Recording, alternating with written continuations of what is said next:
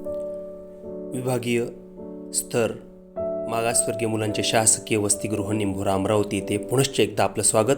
आणि यावेळी समता पर्व निमित्त वक्तृत्व स्पर्धा, जागर संविधानाचा, समता, बंधुता आणि न्यायाचा. चला तर बघूया आमच्या विद्यार्थ्यांचे मनोगत, त्यांचे व्याख्यानं आणि या संविधानासाठी डॉक्टर बाबासाहेब आंबेडकरांसाठी त्यांच्या विचारांची एक झलक. हमें इतिहास की ओर जाना बहुत ही जरूरी है, क्योंकि जो समाज अपना इतिहास नहीं जानता वो समाज कभी अपना इतिहास बना नहीं सकता. इतिहास से प्रेरणा आती है, प्रेरणा से जागृति आती है, जागृति से सोच बनती है, सोच से ताकत बनती है और ताकत से आदमी शासक बनता है. सम्मानित साथियों, इस देश के अंदर में 15 मार्च 1947 की ऐसी सुबह निकली जिस देश के अंदर में कॉन्स्टिट्यूशन असेंबली में बाबा साहब को पूछा गया कि बाबा साहब आप इस देश का संविधान बना रहे हो और संविधान के अंदर में आप स्टेट सोशलिज्म की कंसेप्ट को डाल रहे हो. तो प्रोफेसर केडी साहब ने बाबा साहब को पूछे कि आप स्टेट सोशलिज्म क्यों एक्सेप्ट कर रहे हो. आप अगर आपको ये पूछा जाएगा कि अगर राष्ट्रहित और राज्य का समाजवाद हित अगर लेना चाहोगे तो आप किस चीज को एक्सेप्ट करोगे. तो बाबा साहब ने रिप्लाई किया प्रोफेसर शाह साहब को, कहा अगर इस देश के अंदर में नेशनलाइजेशन और स्टेट सोशलिज्म की अगर बात आई तो मैं स्टेट सोशलिज्म को पहले एक्सेप्ट करूंगा. क्यों करूंगा? क्योंकि जिस समाज से मैं ताल्लुकात रखता हूं वो समाज हाशिए पर खड़ा है. उस समाज की ऐसी दयनीय अवस्था है कि वो ना ही मान सम्मान से जिंदगी जी सकता है, ना ही वो अच्छे कपड़े पहन सकता है, ना ही वो अच्छे से रह सकता है, ना इसको पानी पीने का अधिकार है, ना इस समाज में उसको रहने का अधिकार है. अगर मेरे समाज का मैंने हित नहीं देखा तो ये मेरा समाज ऐसा ही पीछे रहेगा. और इसलिए सम्मानित साथियों, बाबा साहब अम्बेडकर ने बताया कि इस देश के अंदर में जब प्रोफेसर साहब ने बोला कि नहीं ऐसा तो कुछ नहीं है, तो बाबा साहब ने उनको रिप्लाई दिया कि इस देश के अंदर में जो वर्ना सिस्टम इस देश में जो लागू हुआ और उसका एग्जाम्पल दिया, इस देश के अंदर में प्रकाश के लोग जो प्रीडोमिनेंस के लोग हैं वो ब्राह्मण लोग हैं. उसके बाद में इस देश के अंदर में क्षत्रिय लोग हैं जो पैसे से इस देश के अंदर में युद्ध के दरमियान युद्ध का काम करते हैं. और इस देश के अंदर में वैश्य समाज है जो इस देश में व्यापार करता है. उसके बाद मेरा समाज जो 85% इस देश के अंदर में है वो मेरा SC ST OBC SPC BJT जो 6743 जातियों में बटा गया है. सम्मानित साथियों, तो फिर इस देश के अंदर में जो हायरार्की जो बनी, जो इस देश के अंदर में प्रीडोमिनेंस क्लासों ने इन अछूतों को कोई भी इकोनॉमिक पावर इनसे छीन गए थे.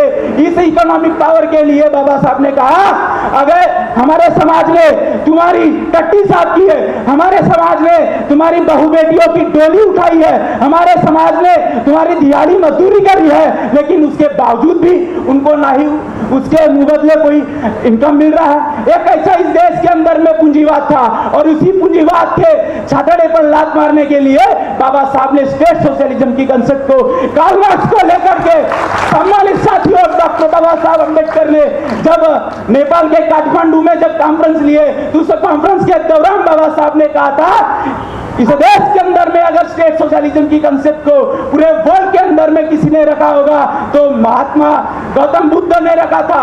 जो एक रोहिणी रिवर के लिए जो कंप्लीट हुआ था उस कंप्लीट के दौरान जो इस देश का मूल निवासी वंचित समाज है उसके ऊपर जो अन्याय अत्याचार हो रहा है, अगर इसको रोकना है और अगर उनको मान सम्मान के साथ अगर उनके पास ट्रेजरी रहना चाहिए तो स्टेट सोशलिज्म कंसेप्ट बहुत ही अति महत्वपूर्ण है. अपितु इस देश के अंदर में मैं कहना चाहूंगा कि लॉ का छात्र हूं मैं, मेरा काम है आईना दिखाना. मैं बैठकर लाशों पर गजल कह नहीं सकता और इस जुल्म की चाहे जो सजा दो, इस जुल्म के आगे मैं खामोश नहीं रह सकता, खामोश नहीं रह सकता. सम्मानित साथियों, अगर इस देश के अंदर में इकोनॉमिक इक्वालिटी की हम बात कर रहे हैं कारण भारताच्या संविधानात क्रमांक 368 मध्ये सांगितलं आहे, स्पष्ट सांगितलं आहे की parliament has right comment in the constitutional provision but parliament has not right comment in the whole provision of Indian constitution. याचा अर्थ असा होतो की बेसिक स्ट्रक्चर जे आपले विशेष अधिकार आहेत त्याला हातही लावण्याचा अधिकार संसदेला नाही. आणि कोणी जर असं केलं तर 226 च्या अंतर्गत आपल्याला हायकोर्ट आणि 32 च्या अंतर्गत आपल्याला सुप्रीम कोर्टमध्ये जाण्याचा अधिकार हा संविधानाने दिलेला आहे. शेवटी एवढं सांगितलं कि मुझे मेरे सर को रुतबा तेरे संविधान से मिला है, मुझे ये रुतबा तेरे संविधान से मिला है, मुझे ये सम्मान भी तेरे संविधान से मिला है। औरों को मिला होगा, औरों को मिला होगा किसी मुकद्दर से, मुझे मुकद्दर भी तेरे संविधान से मिला है। धन्यवाद।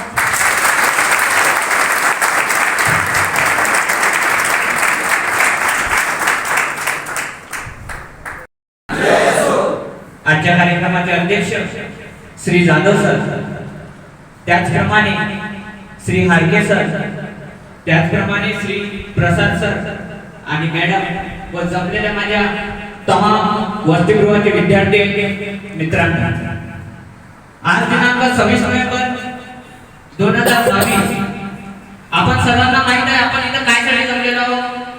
आज संविधान दिन आहे। जे संविधान तुम्ही कुठलंही काम करा संविधानाच्या कायद्यानुसार करा, तुम्हाला कोणी अडवणार नाही। जर तुम्ही कोणतेही काम करत असेल आणि कोणी तुमच्यावर कोणती दबाव टाकत असेल आणि तुम्ही संविधानानुसार चालत असेल तर तुम्हाला कोणीही तुम्हाला विरोध दाखवू शकणार नाही। तुम्ही त्या व्यक्तीवर कायद्यानुसार कारवाई करू शकणार। तेच हे संविधान आहे जे डॉक्टर बाबासाहेब आंबेडकरांनी लिहिलेलं आहे। संविधान जर नसतं तर आपला भारत देश आज भारत म्हणून राहिलाच नसता, असं मला वाटतं, असं तुम्हाला सर्वांना वाटत असेल। आणि त्याचप्रमाणे सर मला एक गीत आवडतं, त्याच्यातून एक कडवं म्हणू इच्छितो। तरी तुमच्या सर्वांच्या विनंतीने मी हे गाण्यात एक थोडंसं कडवं आहे जे मला आवडतं, ते मी इथं म्हणू इच्छितो। हो बुद्धीच्या सागरातील मंथन भीमात होते, समतेच्या भावनातील चंदन भीमात होते, तालात जीवनाच्या विशब्द नाचलेली न्यायाची रागदारी गुंजन भीमात होते। संकल्प या मनाचा क्रांती करून गेला, निधड्या मनाचा मोठा होऊन सिंह गेला। दिपविले कैक ज्ञानी माझ्या धुरंधराने, इतिहास घडविला माझ्या युगंधराने। ही आस नाही केली श्रीमंतीच्या धनाची, फुलविली बाग ऐसी येथेच परिश्रमाची। दुःखाला झेलणारा काळाला छेदणारा, गुणवंत पाहिला मी अन्याय झुंजणारा। विसरून गेला शेवटी जातीयतेची ज्वाला, भीमराव माणसाला माणूस करून गेला। काळाच्या डोळ्यावरती बसलेली होती काच, तू दाविली पहाट उज्ज्वल प्रखरची ज्योत। न्यायाच्या आदर्शावर संघर्ष तुझा होता, या दीन बांधवांना आदर्श तुझा होता। बंधुत्व न्याय जाने हृदयात साठविले, बंधुत्व न्याय जाने हृदयात साठविले। दलितांचे राजकारण दिल्लीला पोहोचविले, दलितांचे राजकारण दिल्लीला पोहोचविले। धन्यवाद मित्रांनो।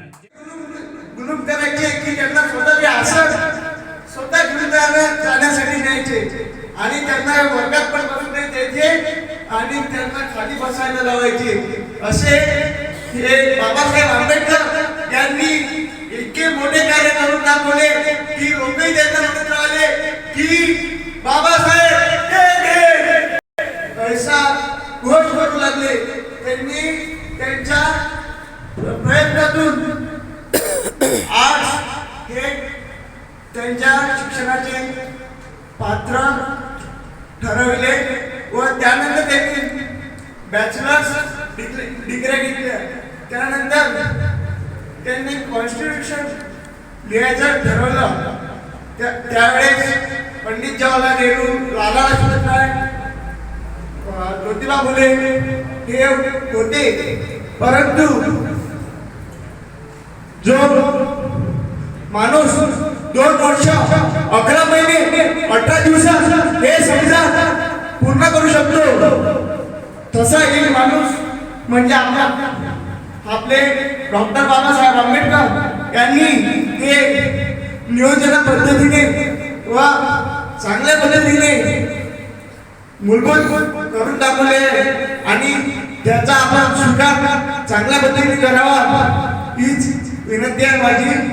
आणि एक गोष्ट सांगतो की त्यांच्या आईने त्यांना म्हटले होते की त्यांनी एक प्रश्न केला होता त्यांच्या आईला की आपल्याकडे लोक असे गुलाम म्हणून का बघतात, तर बाबासाहेबांनी असे उत्तर दिले त्यांच्या आईला की आई, मी असे एक पुस्तक देणार की ते सर्वांनाच स्वातंत्र्य देणार आणि सर्वांनाच मूलभूत हक्क देणार आणि सर्वांनाच जगात राहण्याची एक इच्छा, एक त्यांच्यामधली महत्वाकांक्षा असे ते समाजासमोर उत्पन्न करू शकेल अशी त्यांनी त्यांच्या आईवडिलांना वचन दिले आणि ते साध्य करण्यात यशस्वी ठरले. इतके बोलून मी माझे 2 शब्द संपवितो. जय हिंद, जय भारत. मागत पण कल्पना नाही केलं तर आपला देश हा पुढे जाणार नाही. आणि जसा आज 26/11 आहे तर आज मुंबईमध्ये जो अटॅक झाला त्यामध्ये जो कसाबूत पकडला गेला होता. मला संविधानाबद्दल मध्ये जे लुटबोल जे वकील असतात, आता जे वकील आहेत त्यांना काही म्हणणार नाही, पण कसाबसाठी रात्री कसाबद्दल माहिती नाही, आय थिंक दुसरं कोणी होतं त्यासाठी रात्री जे वकील त्यांनी पोट उघडलं ते योग्य नव्हतं. त्या विचारवंताची विधाने खोटे ठरले.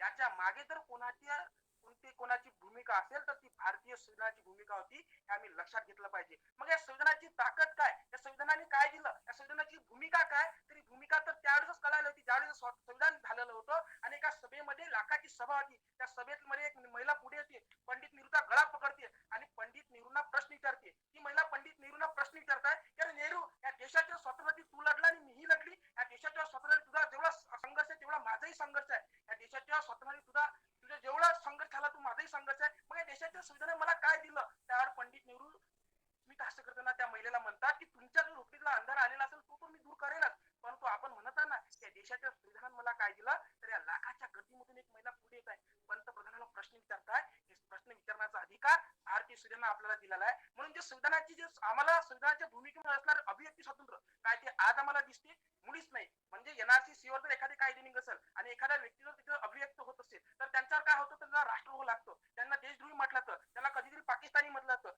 शेती विषयक कायदे ज्यावेळेस निघतात आणि आमचे शेतकरी दिल्लीच्या जंतर मंतरवर जातात आणि मग जंतर मंतर गेल्यावर त्यांच्या हक्क आणि अधिकारासाठी तिथे शांतपूर्ण एखादं आंदोलन करतात, परंतु त्यांच्यासोबतही काय होते तर भर 15 ऑगस्टच्या दिवशी त्यांच्यावर लाठ्या मारल्या जाते, त्यांना त्यांच्यावर आसू गॅस टाकले जाते. मला असं वाटतं की भारतीय संविधानाच्या भूमिकेत असणारी ही अभिव्यक्ती स्वातंत्र्य हे मुळीच मतलब कुठेतरी पोखरल्या जात आहे असं मला प्रामाणिकपणे वाटतं. मग भारतीय संविधानाच्या भूमिकेमध्ये सशक्त भारतासाठी मग काय केलं संविधान निर्मात्यांनी, तर प्रौढ मताधिकाराचा अधिकार तुम्हाला मला दिलाय, म्हणजे गल्लीपासून तर दिल्लीपर्यंत. आणि त्या दिल्लीच्या तख्तांना प्रश्न विचारला ना आणि त्या दिल्लीच्या तख्ताची दोरी आपल्या हाती संविधान निर्मात्यांनी दिली आणि ती दोरी मतदानाचा अधिकार आपल्याला दिलेला आहे. आणि मग तो मतदानाचा अधिकार आम्हाला समजला पाहिजे, गल्लीपासून तो जंगलातल्या शिकारापर्यंत. अरे ज्यांना आपल्या तोंडाची साधी लाड पुसता येत नाही ना, अशापासून तर ज्यांनी आपल्या तोंडाची ब्युटी पार्लर केली, अशा सर्वांपाशी एखादा नेता जातो, त्यांच्या पाया पडतो आणि म्हणतो मालक लक्ष असू द्या, यंदा निवडणुकीला उभी आहे, ताकद कुणी दिली तर भारतीय संविधानाने ताकद दिलेली आहे. आणि मग या संविधानाच्या भूमिकेमध्ये असलेला हा प्रौढ मताधिकार काय आज आमच्या ज्या वस्तुस्थितीमध्ये दिसतो, मला असं वाटतं मुळीच नाही. आम्ही काय करतो तर 100ची नोट, थोडासा दारूचा घोट आणि मग आमचं तिथले जाते वोट, खा मटन आणि दाबा बटन, इथपर्यंत आम्ही त्या मतदानाला विकलेला आहे. म्हणजे मीठ आणि भाकर सारखं आम्ही त्याला एवढं किंमत कमी ठरवली आहे, ही सर्वात मोठी शोकांती आहे. मग संविधान निर्मात्याने दिलेली महिला वर्ग, इथला महिला वर्ग जर सशक्त असेल तर भारत हा नक्कीच सशक्त असेल. आणि मग आम्हाला त्याचं पडसाद आता दिसून येतं. ह्या जे भारतीय सशक्त भारत आहे, हा भारत जर सशक्त आहे गोष्ट असेल तर भारतीय संविधान आहे. मित्रांनो सर आवाज येतो का सर? भारत सशक्त असेल तर याच्या मागे भारत महिला वर्ग फार महत्वाचा आहे. बरं महिला सशक्त असेल तर भारतीय म्हणजे महिला सशक्त असेल तर भारतीय भारत हा सशक्त असेल. आणि मग बघा राष्ट्रपती पदावर प्रतिभाताई पाटील बसू शकल्या, पंतप्रधान पदावर इंदिरा गांधी बसू शकल्या, लोकसभेच्या सभापती सुमित्राताई महाजन होऊ शकल्या, मुख्यमंत्री ममता बॅनर्जी होऊ शकल्या, मुख्यमंत्री ममता बॅनर्जी होऊ शकल्या. आणि त्याचबरोबर देश जाऊ द्या, आपला भारत, आपला अमरावती जिल्हा बघा, आपल्या अमरावती जिल्ह्याच्या